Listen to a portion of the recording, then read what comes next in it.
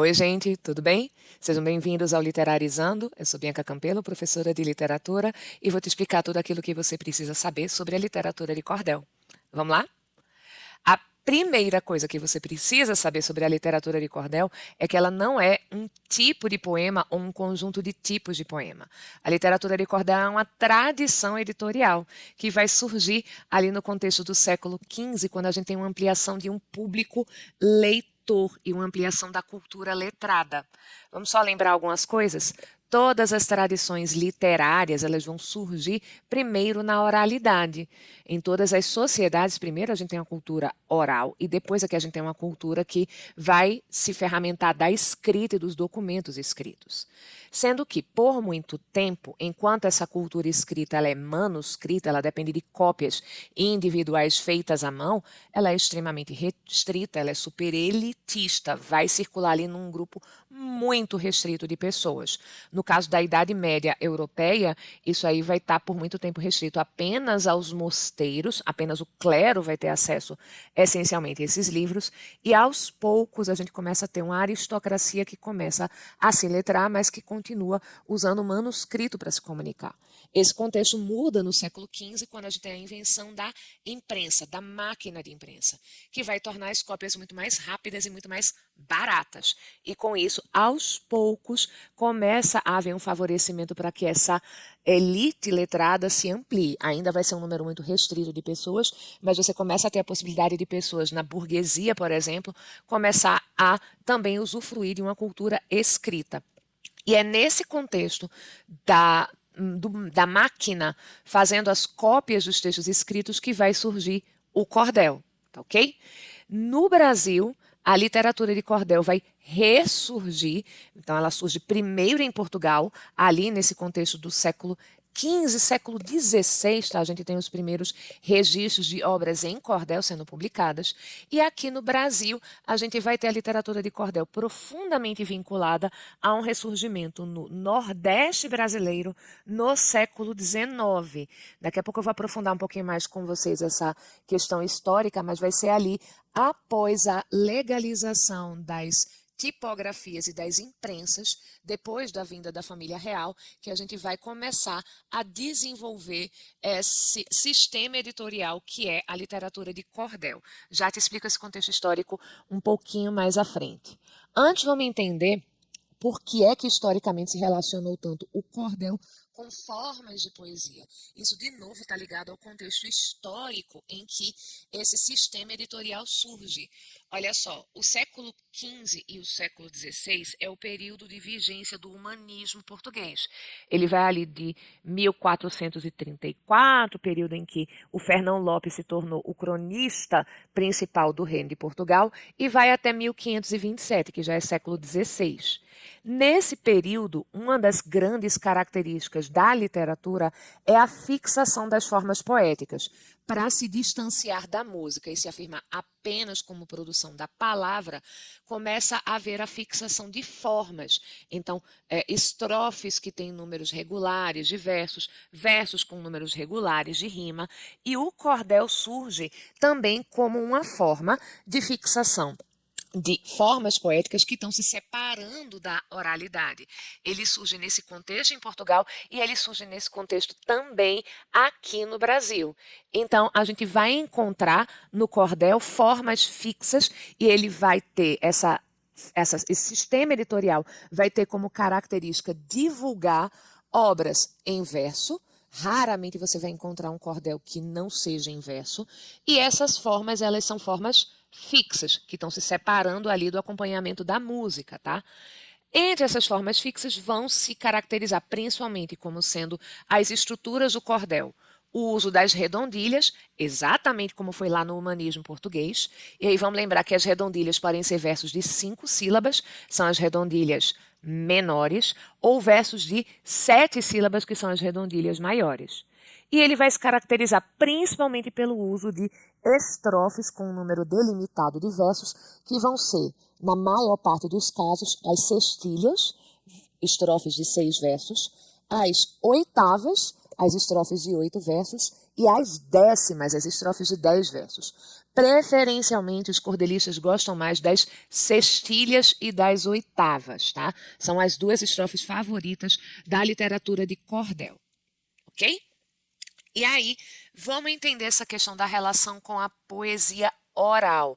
Mas o cordel não é o registro de um poema oral? Na maioria das vezes, não. Em alguns casos, o cordel pode até registrar um texto que foi pensado para circular na oralidade. A poesia oral no humanismo e a poesia oral no contexto em que o cordel surge no Brasil e principalmente no Nordeste brasileiro, era uma poesia que era feita de repente, no calor de desafio. E o repente, se você for pensar aí, ele está ligado a uma prática de cantadores. Se você jogar, por exemplo, aqui no YouTube, a busca por repentistas, você vai ver poetas que se comunicam com o acompanhamento musical, seja o da viola, seja o do pandeiro, tá? Que é um tipo de repente chamado embolada. Então você faz no improviso, de repente, num calor de desafios para desenvolver um certo tema, ou então essa poesia oral ela pode até ser planejada e memorizada, mas para circular apenas com o suporte da palavra falada, geralmente com um acompanhamento ali musicado que ajuda a dar ritmo para o texto. O cordel não. O cordel ele é produzido para ser impresso em folhetos ou em romances. Já te explico qual é a diferença entre eles. E o cordel ele é tão pensado para ser impresso que ele é pensado para ser geralmente acompanhado com ilustrações, pelo menos aquela que vai vir na capa. Ele pode até ter o miolo sem ilustrações, mas se planeja ali para que ele tenha uma capa que vai identificar o nome do cordelista. Ele não é uma produção folclórica que tem uma autoria anônima. Existe um autor que se identifica como sendo o elaborador, o artista que elaborou aquela obra, tá certo? E aí, qual é essa diferença do tal do folheto e o tal do romance? É apenas uma diferença de extensão, gente. Um folheto se chama folheto o cordel que vai ter entre 8 páginas e 16. O folheto em si, quando você pegar ele para contar, ele vai ter as 16 páginas ou as 8 páginas completinhas. Mas de texto ele pode ter de 8 a 16, porque vai depender das ilustrações em xilogravura que vão acompanhar esse poema. Então pode ser que o texto não está ocupando em si 8 ou 16 páginas, mas ele está distribuído ao longo dessas 8 páginas, dessas 16 páginas, junto com as ilustrações que vão ser selecionadas para apresentar visualmente o conteúdo do texto. Já o romance, ele vai ter de 16 até 32 páginas. A diferença é apenas essa. Os folhetos são mais curtinhos, os romances são mais longos, tá certo? E aí, vamos entender de novo como é que isso está conectado à tradição de Portugal e do humanismo português e comparar com essa tradição que surge aqui no Brasil. Os mais antigos que a gente tem assim documentados sendo vendidos como cordel, e eu já te explico o porquê do nome, eles estão ligados ao século XVI. E um cordelista importante vai ser um autor de peças de teatro chamado Gil Vicente. Gil Vicente é conhecido lá em Portugal como sendo o pai do teatro português. E aqui vocês conseguem ver a capa de um folheto de cordel do Gil Vicente que divulgava uma das suas peças de teatro. Nesse caso aqui é o Alto da Mofina Mendes. E o que vai fazer com que seja cordel é o nome que vai ser dada a essa forma de editar o texto num folheto muito simples, com um papel barato, um formato pequeno e que era vendido nas feiras em cordéis. Você deixava ali uma corda amarrada em 2 pontos e você colocava esses textos penduradozinhos naquela corda, naquele cordel, e isso era a forma de você exibir nas feiras públicas, principalmente, mas em outras situações também seria possível, você exibia assim as obras que se anunciavam, e o vendedor estava lá declamando partes do texto, lendo em voz alta partes do texto como forma de divulgar aquele produto, tá? E por um tempo vai ser tão popular essa venda barata desses textos que uma pessoa podia ler em voz alta para o público mais amplo que não sabia ler, que vai haver uma disputa em Portugal pela exclusividade da venda dos cordéis.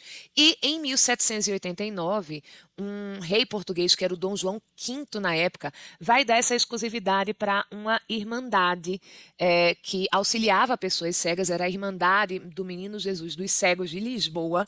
Eles vão ganhar o direito exclusivo de vender esses cordéis por um tempo, depois dessa data, e por isso você vai encontrar, às vezes, na história, a literatura de cordel sendo referenciada como literatura de cego, porque você tinha essas pessoas que iam acompanhando esses deficientes visuais, que declamavam os textos, e aí eles iam recolhendo ali donativos para a Irmandade mediante a divulgação, a venda das obras, dos folhetos e dos romances de cordel, tá?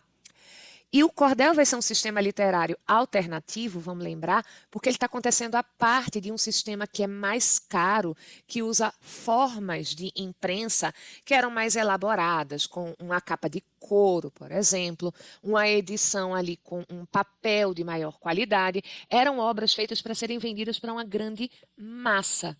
E como está correndo por fora dessas redes de casas editoriais, o cordel se torna um sistema literário alternativo em que, frequentemente, o cordelista ele é também não apenas a figura do poeta, o elaborador do texto, mas ele é também o próprio editor, impressor, o cara que vai definir como é que a obra vai ser impressa, e às vezes ele está lá fisicamente envolvido nesse processo, fazendo a impressão das suas próprias obras, em tipografias na época. Então ele vai pegar lá, montar as placas dos tipos, colocar os caracteres e fazer a impressão dos folhetinhos, e ele vai ser o próprio vendedor dessa obra.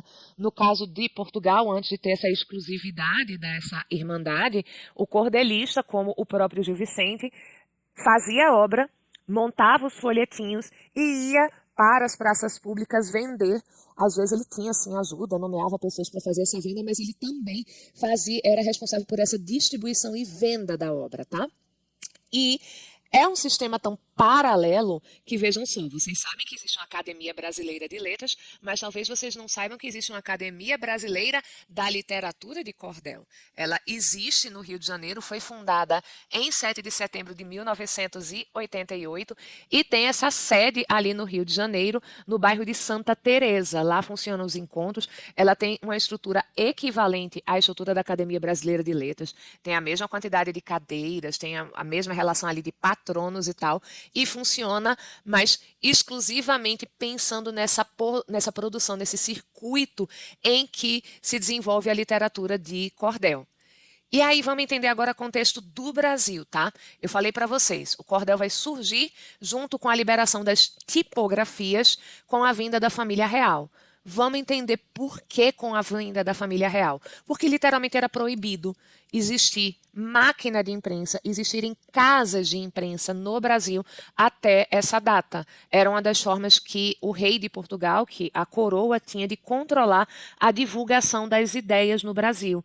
Até esse momento, se você queria fazer uma obra literária e você queria divulgar o seu texto, ou você fazia cópia manuscrita, ou você tinha que mandar o seu texto para Portugal. Lá em Portugal, passava por um processo de censura prévia para ver se estava tudo ok com o seu texto. E tendo o ok do Estado, sua obra era impressa, você fazia lá os volumes dos livros, os livros eram impressos e se voltavam para o Brasil para serem, então, vendidos, para circularem aqui no Brasil. Era um sistema extremamente caro, era extremamente elitista e muito demorado.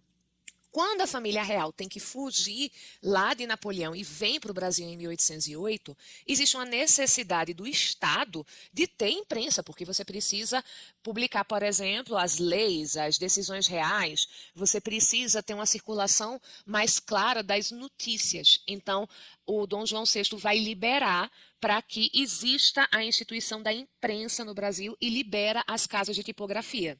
E aí, a gente não sabe exatamente quando começa, mas a gente sabe que no Nordeste brasileiro, em 1836, vejam que é o ano em que a gente marca o início do romantismo no Brasil, já está circulando um cordel que vai ser o Romance da Pedra do Reino. Aí é aquele momento que alguém muito inteligente e muito informado vai parar assim: Bianca, isso não é o nome de uma obra do Ariano Suassuna? É. O Romance da Pera do Reino é o nome de uma obra do Ariano Suassuna que está inspirada na literatura de cordel, como muitas obras do Ariano Suassuna são inspiradas na literatura de cordel, e é inspirado justamente nesse romance de cordel que surgiu no Brasil no século XIX. Agora, as datas mais importantes para o cordel brasileiro e nordestino são o ano de 1889 e de 1907. Por quê? Em 1889 já é comprovado para a gente que o Leandro Gomes de Barros, considerado o pai do cordel brasileiro, a data de aniversário dele é o dia do cordelista aqui no Brasil.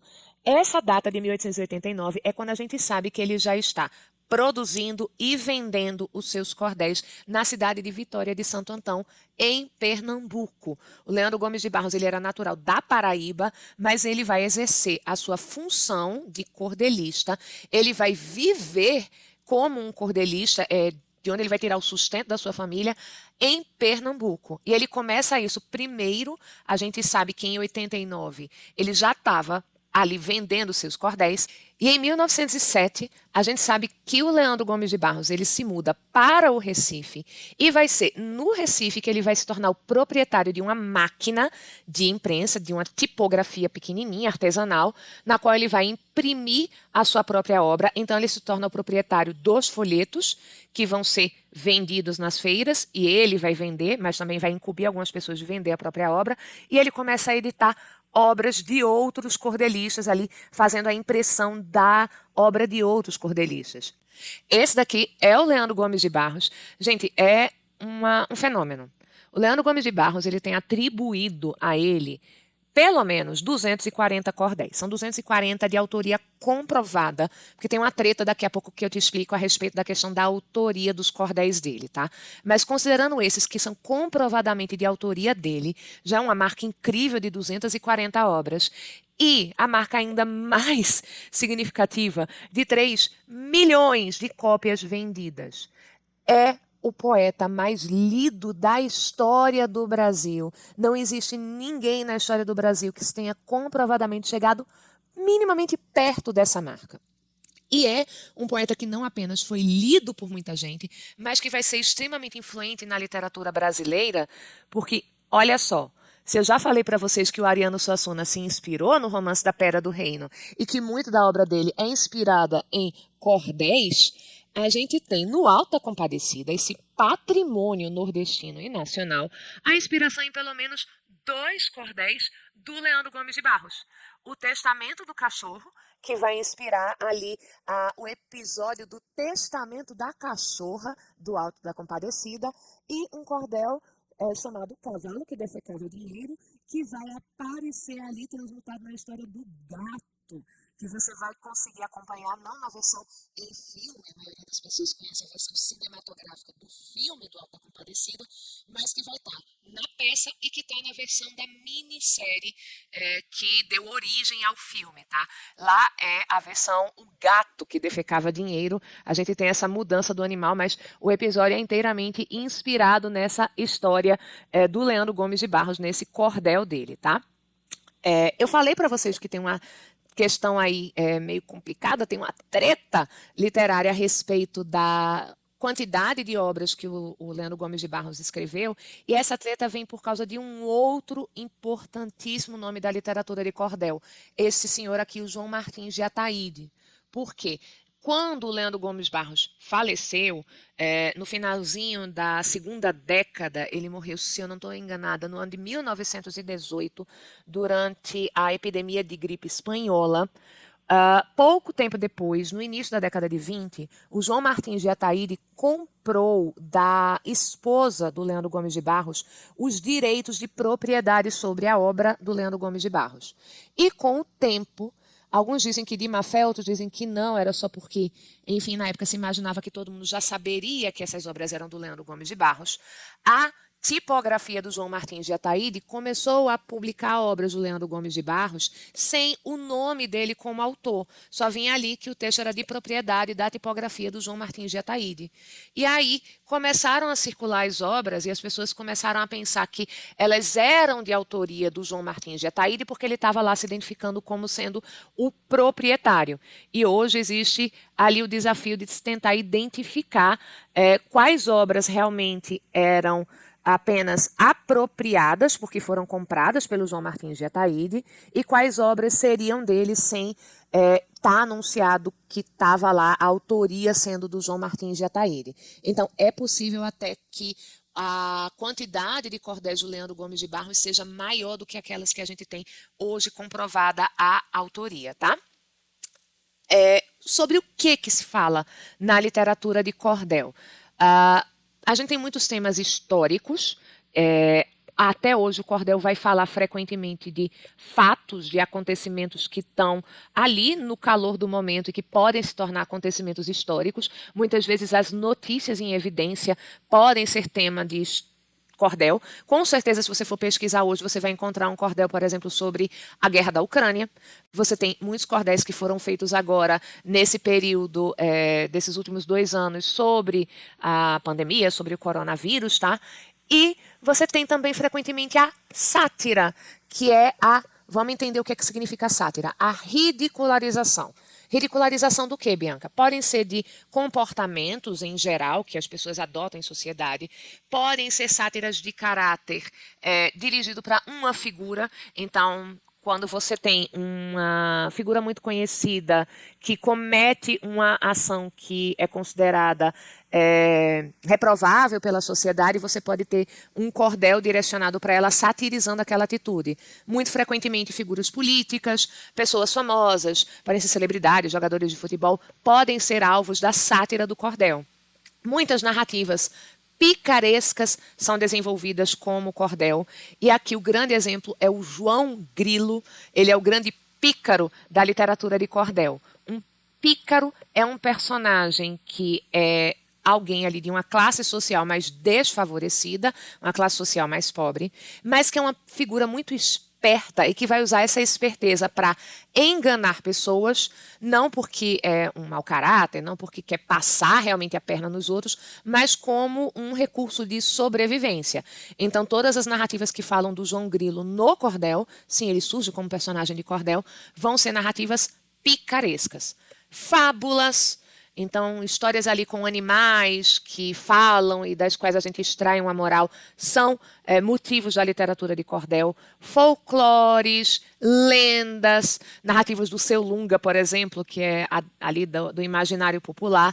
E, muitas vezes, a adaptação de obras de renome. Obras que podem ser atuais. A gente tem, por exemplo, versões em cordel para a história do Pequeno Príncipe. Você tem a adaptação, que foi muito recentemente feita, da Revolução dos Bichos, do George Orwell, depois que ela se tornou uma obra de domínio público. Ela foi parafraseada, ela foi adaptada para versões em cordel. Obras durante o século XIX do romantismo foram adaptadas para cordel também. Então, o que está circulando às vezes ali em sociedade, você transforma em narrativa de cordel. Por fim, para a gente concluir, a última coisa que eu quero trazer de informação sobre a literatura de cordel é desmistificar uma correlação que muita gente vai fazer entre cordel e uma literatura feita por poetas iletrados para classes sociais que vão ser iletradas também. Olha só, o cordelista, ele não é iletrado. O cordelista, ele é uma pessoa que não apenas vai ter acesso à escrita porque ele está fazendo um texto na escrita e para circular na escrita, como isso não significa que ele é uma pessoa de pouca escolaridade. Ele é alguém que tem domínio da palavra o suficiente para pensar naquelas formas fixas que eu te falei. E eles têm, gente, um cuidado muito grande nessas formas.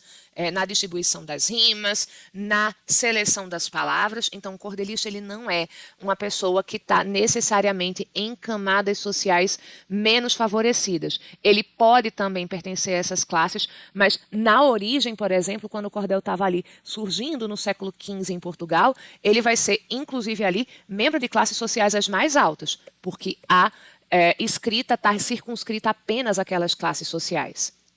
Hoje, você tem cordelistas em todas as camadas sociais e o público também ocupa todas as camadas sociais. Cordel é para todo mundo. Não tem isso de ser para classes desfavorecidas ou iletradas, tá bom?